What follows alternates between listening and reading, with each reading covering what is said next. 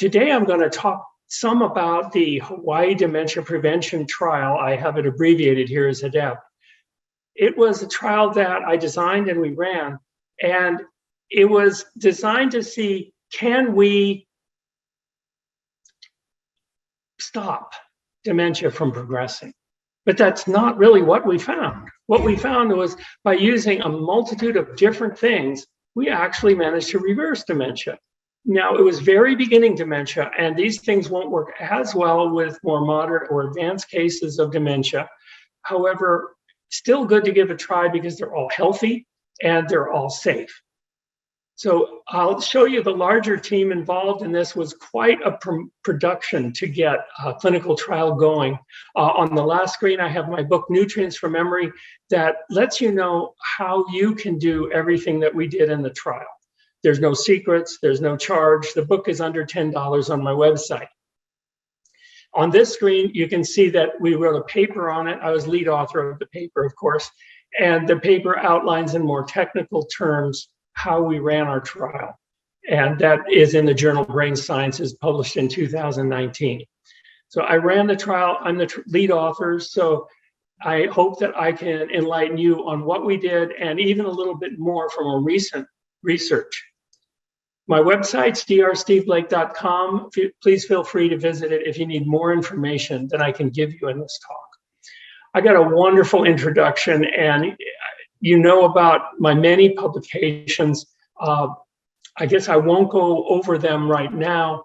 I am giving a talk on April 10th for Real Truth About Health on Diabetes Breakthrough, the Key to Insulin Resistance. So that's the top left book on your screen.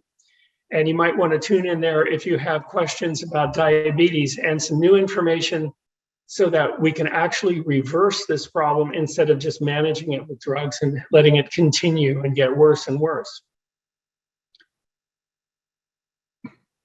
Dementia can be broken up into many types.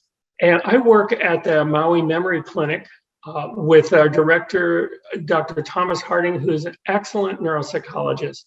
And the people that we see there seem to all have mixed dementia. By mixed, I mean it's not just Alzheimer's disease, Alzheimer's plaques and tau tangles, but it's also a lot about vascular dementia, which has to do with how the blood vessels supply the brain with needed oxygen and glucose and all the nutrients that our brain needs. These blood vessels, as you know, are often clogged in Americans, leading to heart attacks and strokes. And multiple tiny strokes add up to vascular dementia. The two blue and the yellow wedge in this chart of dementias all involve vascular dementia. The big pink one is Alzheimer's disease, but my information is that also vascular dementia contributes to vascular disease, and I'll be telling you a lot more about how that happens. The differences between normal aging and dementia. In normal aging, yes, we can start being a little bit forgetful. We can keep a list of things to do or a list of things to buy, and they're helpful. But when you start getting into dementia, the lists don't help. You either forget the list at home or forget to look at the store. The real key to dementia itself, the definition is that you need help in managing your own care and your activities of daily living. And it would be great if people didn't need that help, because it is a real burden on caregivers, whether they be family or professional caregivers. It'd be really great to not have that happen. So in our study, as you can see on the graph on the left, the conversion rate from mild cognitive impairment. Now, if you haven't heard of mild cognitive impairment, abbreviated MCI, this is between normal aging and dementia. And it really spans a pretty broad area because people just entering MCI are almost normal. And people at the end of MCI and entering dementia, they're really not remembering things very well at all.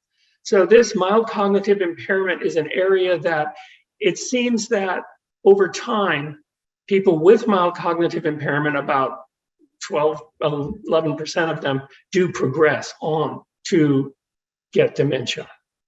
So what we did in our trial is we aimed for mild cognitive impairment, which in this testing system would be between 20 and 25. You can see the word mild cognitive impairment on the graph there. By the time we got everyone signed up and the study started, it actually slipped to 19 as an average for the memory and thinking score. So just below mild cognitive impairment and the very beginning of dementia. But look what happened. After 3 months, went up into the normal range, stayed in the normal range until 9 months later, it was 29 out of 30, which is fine. So it may be possible, and it was possible for these people to do this, and it may be possible for you. I'm not making any promises, but I am going to give you what we did, and here it is. No secrets here at all. We did a cup of berries daily. How many of you can handle a cup of berries daily?